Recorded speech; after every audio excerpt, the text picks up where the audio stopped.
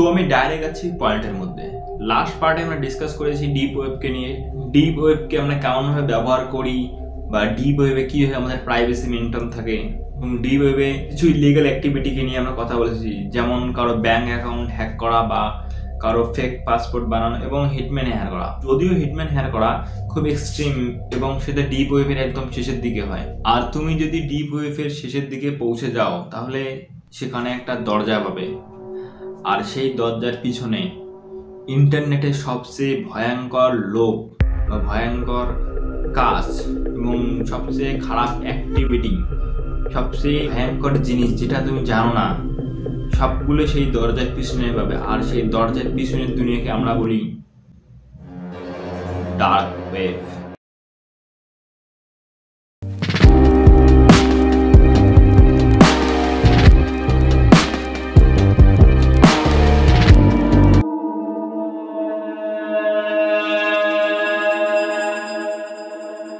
Dark ওয়েবকে access করা খুব কঠিন। লাইক তুমি ফেস ওয়েব ইউজ করতে পারো, নর্মাল ব্রাউজার ইউজ করে, টর ব্রাউজার ইউজ করে তুমি ডিপ ওয়েব ইউজ করতে পারো, কিন্তু তুমি যদি ডার্ক ওয়েবকে অ্যাক্সেস করতে চাও তাহলে তোমাকে ইন্টারনেটের ব্যাপারে অনেক নলেজ থাকা দরকার। অ্যান্ড খুব মুশকিল ডার্ক ওয়েবে যাওয়া। আমাদের মতো নর্মাল লোক কখনো ডার্ক ওয়েবে যায় না এবং আমাদের যাওয়ার কোনো দরকারও নেই ডার্ক ওয়েবে। ডার্ক ওয়েবে যে সমস্ত অ্যাক্টিভিটি হয় তার মধ্যে লাইট অ্যাক্টিভিটি হলো যে কারো ক্রেডিট কার্ডের ডিটেলস চাওয়া বা কারো ফেক পাসপোর্ট বানা, এই সমস্ত জিনিস একদম লাইটের মোডের মধ্যে পড়ে, একদম খুব বেসিক। এরপরে তুমি কোনো বন্দুক কিনতে পারবে বা ড্রাগস কিনতে পারবে যেটা তুমি বাজারে পাবে না এবং খুব মুশকিল, সেটা তুমি ডার্ক ওয়েবে পেতে পারো। আর তুমি যে সমস্ত জিনিস কখনো ইমাজিন করতে পারবে না বা ইমাজিন করতে পারো, তুমি এই সব জিনিস তুমি ডার্ক ওয়েবের মধ্যে পেয়ে যাবে। আর এইসব ইলিগাল অ্যাক্টিভিটিস সেটা হলো ডার্ক ওয়েবের সিল্ক রোড। এটা এমন একটা সাইট যেখানে তুমি প্রত্যেক রকমের ইলিগাল জিনিস পাবে এবং যে কোনো রকমের ইললিগাল জিনিস তুমি কিনতে পারবে এই সিল্ক রুট থেকে। শুনে এমন লাগে যে ডার্ক ওয়েব ইন্টারনেটের খুব ছোট পার্ট এবং সেখানে খুব বেশি লোক যায় না, কিন্তু এখানে আমরা ভুল প্রমাণিত হই, কারণ প্রতিদিন লাখো লাখো লোক ডার্ক ওয়েবকে অ্যাক্সেস করে এবং একাই একাই সিল্ক রুটে যায়। তো আমি যদি সিল্ক রুটের ম্যাগনিটিউড বলতে চাই এক কথায়, তাহলে আমি বলবো যে সিল্ক রুট শুধু কিছু বছরের জন্য অ্যাক্টিভ ছিল, কিন্তু ওই কিছু বছরের মধ্যেই সিল্ক রোডের টোটাল রেভিনিউ হয়েছিল $187 বিলিয়ন। $187 বিলিয়ন। এত বেশি হওয়ার কারণ সব ট্রানজাকশন ডিপ ওয়েবে এবং ডার্ক ওয়েবে বিটকয়েনের দ্বারা হয়। তো যেমন আমি প্রথম পার্টে বলেছিলাম যে বিটকয়েন ট্রেসেবল না, তো সিল্ক রোডে কমসে কম 90 লাখেরও বেশি বিটকয়েনের ট্রানজাকশন হয়েছিল। তুমি এর দ্বারা আন্দাজ করতে পারো কত লোক সিল্ক রোডকে অ্যাক্সেস করেছিল। কিন্তু পরবর্তীকালে সিল্ক রোডকে বন্ধ করে দেওয়া হয়েছিল, আর যখনই সিল্ক রোড বন্ধ হয়ে গিয়েছিল তখনই সিল্ক রোডের মতো অল্টারনেটিভ অনেক সাইট এসে যায় ডার্ক ওয়েবের মধ্যে। আর বর্তমানে সিল্ক রোডের মতো অনেক সাইট আছে ডার্ক ওয়েবের মধ্যে। তো এখনো পর্যন্ত আমি ডার্ক ওয়েবকে খুব বেসিক লেভেলে এক্সপ্লেন করেছি, আর এখন আমি ডার্ক ওয়েবের অ্যাকচুয়াল অ্যাক্টিভিটি এবং অ্যাকচুয়াল পাওয়ার বলতে যাচ্ছি। আর এখন আমি তোমাদের নিয়ে যাচ্ছি ইন্টারনেটের সব থেকে ডার্কেস্ট জায়গাতে।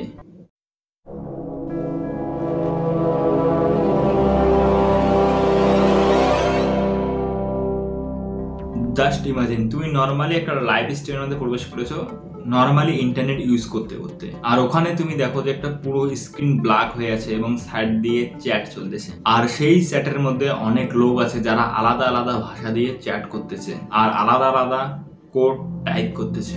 অ্যাট দেন ব্ল্যাক স্ক্রিনটা খুলে যায় এবং তুমি দেখো যে চেয়ারের মধ্যে একজন লোক বসে আছে। রিয়ালাইজ করো যে সেই লোকটা চেয়ারের মধ্যে বসে নেই, তাকে চেয়ারের মধ্যে বেঁধে রাখা হয়েছে। আর যখনই লাইভ স্ট্রিম শুরু হয় তখনই চ্যাটগুলো খুব দ্রুত হচ্ছিল এবং চ্যাটের মধ্যে সেই সমস্ত লোককে খুব খুশি দেখাচ্ছিল। এরপর তুমি দেখছো যে ধীরে ধীরে ডোনেশন আসা শুরু হয়, আর ওইসব ডোনেশন আলাদা আলাদা ক্রিপ্টো কারেন্সিতে আসে এবং অনেক বড় বড় অ্যামাউন্টের। আর ডোনেশনের সাথে ছোট ছোট রিকোয়েস্ট আসা শুরু হয়। ফর এক্সাম্পল, চ্যাটের মধ্যে 1000 বিটকয়েন দেখছো এবং সেখানে রিকোয়েস্ট আছে কাট হিজ ফিঙ্গার, আর চেয়ারে বসে থাকা মানুষের পাশ থেকে একজন লোক আসে, সেই চেয়ারে বসে থাকা মানুষের একটা আঙ্গুল কেটে দেয়। আর এইসব তুমি লাইভ দেখতেছো। ফির আবারও ডোনেশন আসে, ফির আবারও ডোনেশন আসে এর থেকেও বড় অ্যামাউন্টের, ফির আবার ডোনেশন আসে, ফির আবারও ডোনেশন আসে, এরকম করে অনেক ডোনেশন আসতে থাকে। আর এমনই চলতে থাকে যতক্ষণ না পর্যন্ত অডিয়েন্স স্যাটিসফাইড হয় এই লাইভ স্ট্রিম থেকে। এমনই অনেক টর্চার লাইভ স্ট্রিম তুমি ডার্ক ওয়েবের মধ্যে পেয়ে যাবে। আর এইসবের সব থেকে বড় সোর্স হলো রেড রুমস এমন একটা সাইট যার মধ্যে লোক লাইভ স্ট্রিম দেখে এবং এনজয় করে, আর ওর মধ্যে ডোনেটও করে। অনেকবার এমন হয় যে অনেক লোককে কিডন্যাপ করে এই সমস্ত লাইভ স্ট্রিমের মধ্যে নিয়ে আসে। ক্রিপ্টোতে ট্রানজাকশন হওয়ার কারণে এদের কাউকে ধরা দেয় না এবং তাদের লাইভ স্ট্রিমও খুব সাকসেসফুলি রান করে। আর এন্ডে এসে নর্মালি পাবলিকের কাছে সেই সমস্ত লোক শুধু মিসিং হয়ে যায়, তাদের ব্যাপারে কেউ কিছু জানে না যে তাদের সাথে কি হয়েছে। রেড রুম আসার পরে এরকম অনেক ওয়েবসাইট হয়ে গিয়েছে। Ladies and gentlemen, red rooms are a myth that has existed on deep web time for as long as I could remember. And unfortunately, I would say that there's plenty of channels on YouTube and a lot of these like absolute smooth brains that almost perpetrate this and make it seem like it's more real than it is. And I want to be the one to say it and tell you there's no such thing as a red room on the deep web. Just a quick cursory technological assessment will tell you that the Tor relay that we use to browse the deep web does not have enough like speed for people to stream murder to a bunch of people around the world. It's not how. Okay. তো যেটা মানুষের কাছে সবচেয়ে doubt মনে হয় red রুমকে আদৌ exist করে বা করে না। যে সমস্ত লোক ক্লেম করে যে তারা রেড রুম দেখেছে কিন্তু তাদের কাছে কোনো প্রমাণ নেই। আর অনেক লোকের এমন মনে হয় যে রেড রুমস বা এমন কোনো সাইটের মধ্যে শুধু পিকচার বা কিছু ভিডিও রেকর্ডেড ভিডিও চালু করে দেওয়া থাকে, যেমন কিছু মুভির বা ওয়েব সিরিজ থেকে। ওর দিকে ডার্ক ওয়েবের মধ্যে ফেক রেড রুমও হয়। নিয়ে মানুষের কাছে এখনো ডাউট আছে যে রেড রুম আদৌ এক্সিস্ট করে বা করে না ডার্ক ওয়েবের মধ্যে। আর একটা ইনফো মাঝখান থেকে বেরিয়ে এসেছে রেড রুমস রিলেটেড এর কিছু লোক লাইভ স্ট্রিম করে এই রেড রুমসের মধ্যে টু কালেক্ট ফান্ডস। যেমন আমি বলেছি, অনেক বড় বড় অ্যামাউন্টের ক্রিপ্টোতে ডোনেশন আসে এই লাইভ স্ট্রিমগুলোর মধ্যে।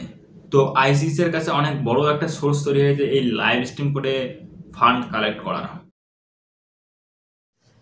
ডার্ক ওয়েবে এমন অনেক সাইট আছে যেখানে তুমি টাকা দিয়ে কাস্টম ভিডিওস বানাতে পারো।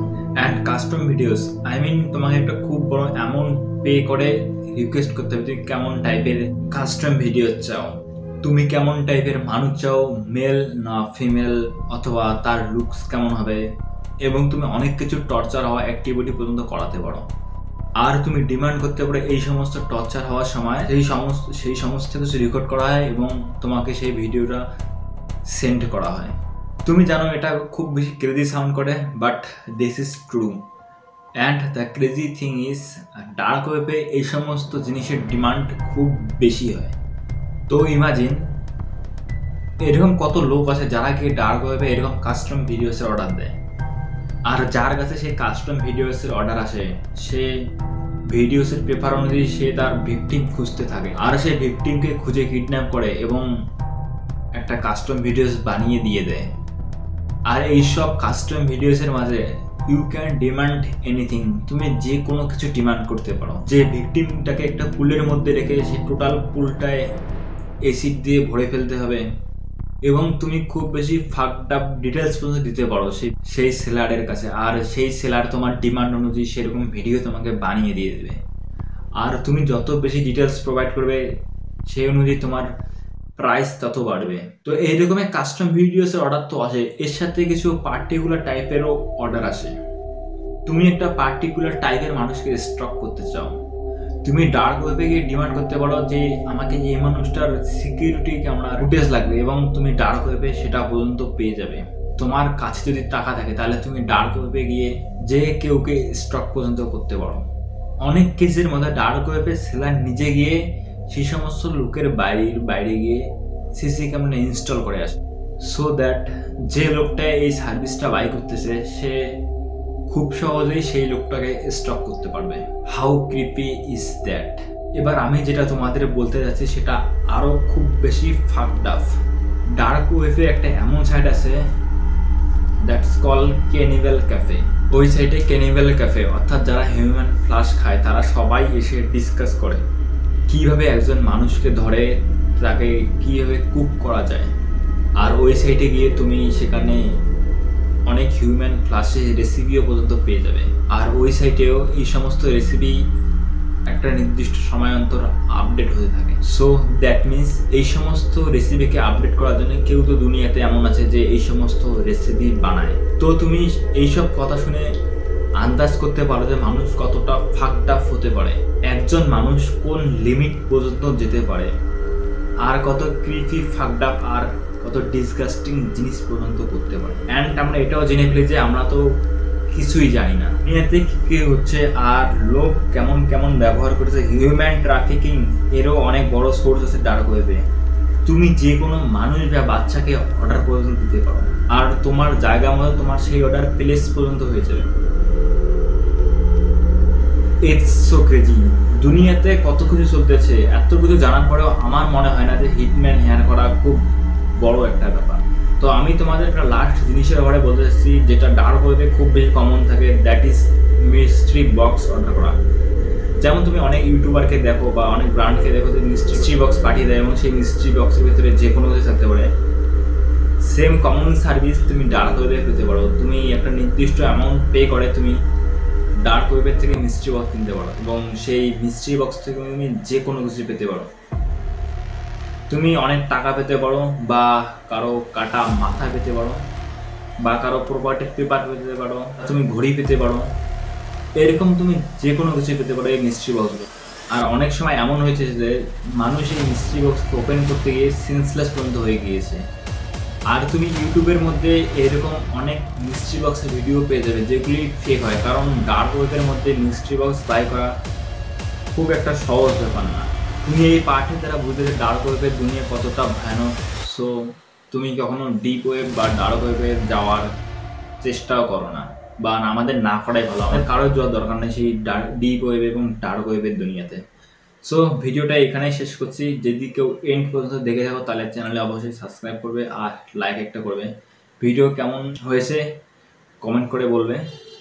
সো আজকের ভিডিও এই পর্যন্ত। এর পরের ভিডিওতে আসবে ডার্ক ওয়েবের কিছু রিয়েল স্টোরি নিয়ে, যারা গিয়েছে এবং তাদের কিছু ভয়ানক এক্সপিরিয়েন্স শেয়ার করেছে। নেক্সট পার্টে সেই সমস্ত ভিডিও আসতে চলেছে। So by.